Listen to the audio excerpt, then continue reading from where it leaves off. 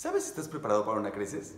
Hola, soy Hans Giesel, especialista en finanzas para empresas, y hoy quiero contarte qué origina una crisis y cómo puede afectarte o beneficiarte.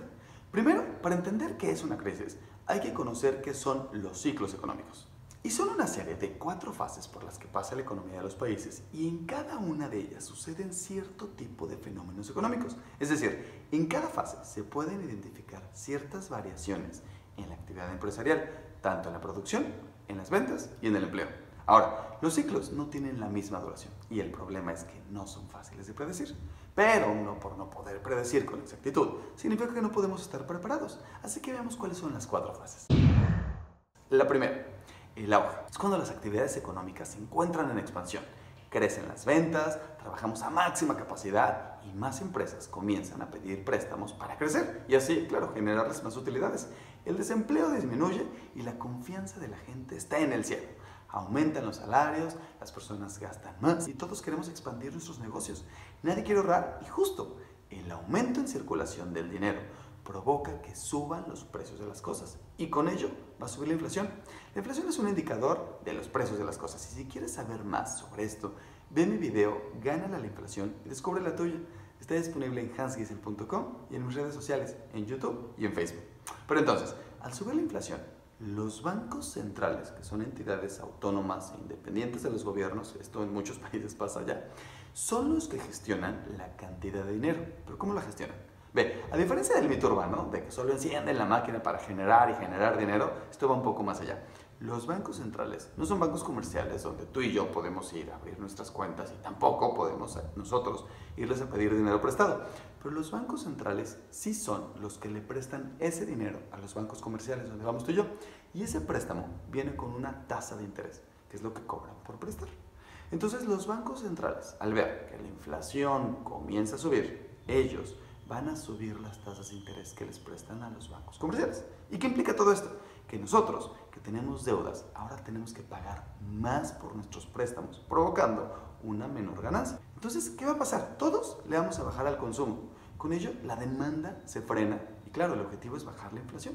Pero como teníamos una sobreproducción, pero sobre todo una gestión un tanto más flexible de los gobiernos y de las empresas y, lo más importante, un endeudamiento no planificado, llegamos a una crisis.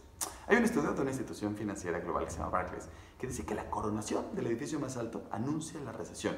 Y es que, por ejemplo, al terminarse de construir el Empire State, introdujo la Gran Depresión de 1929. O después las torres Sears de Chicago en los 70s en medio de la crisis del petróleo. O que hay de las torres Petronas de Kuala Lumpur que coinciden con la crisis asiática de finales de los 90s. O el Burj Khalifa en Dubái en el 2010 cuando el Emirato estuvo al borde de la quiebra. ¿Pero por qué? Ven, animados por un boom económico y un crédito barato, los desarrolladores alientan a hacer proyectos más y más ambiciosos, esperando que sean llenados con más empresas y más personas. Pero la construcción de estos edificios es solo la muestra de la sobreproducción, en este caso de ladrillos. Independientemente si el estudio de Barclays predice la verdad o no, vamos a ver la segunda fase, que es la crisis o recesión, que se da cuando la demanda no es suficiente para la sobreoferta. Claro, como seguíamos produciendo a ritmos elevados, muchas veces creyendo que podríamos crecer nuestros negocios, inclusive, no sé, llenar de sucursales Júpiter. Entonces, claro, nos damos cuenta de la realidad y para ese entonces ya estamos llenos, pero de inventarios.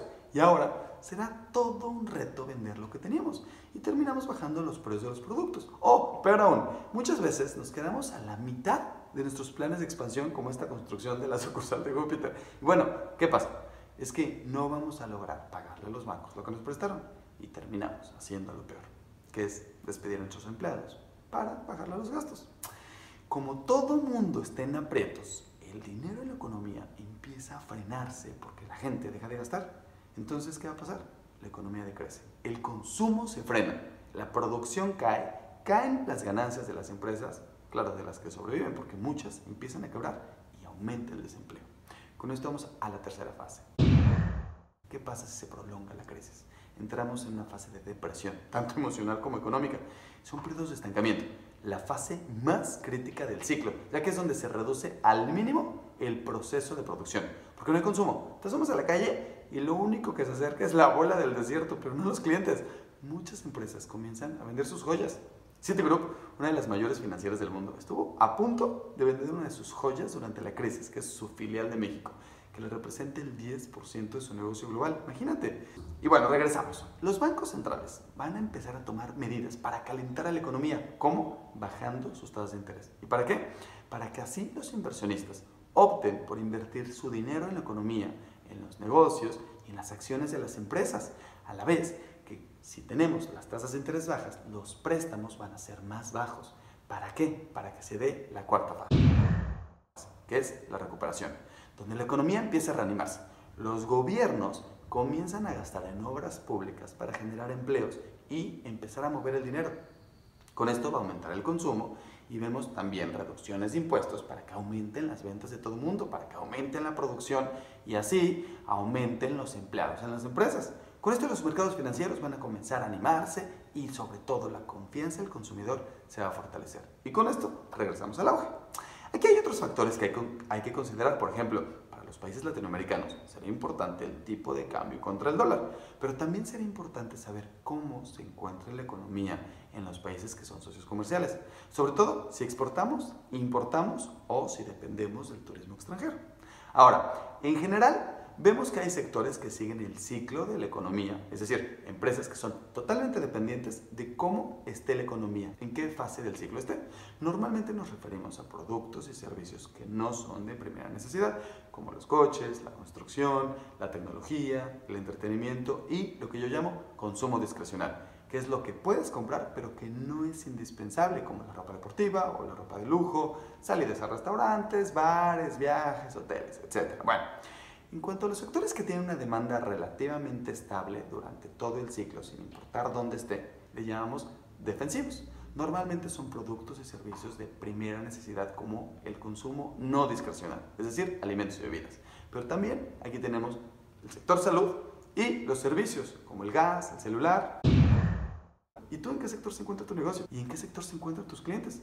Si tú te encuentras dentro de los sectores defensivos o si la mayoría de tus clientes están en estos sectores, quizá no sufras tanto durante los periodos de crisis, pero si ese no es tu caso, no te pierdas mi próximo video donde voy a darte 9 sugerencias que puedes implementar desde ya para estar preparados. Así que mantente al pendiente de la segunda parte. Te veo en el próximo video.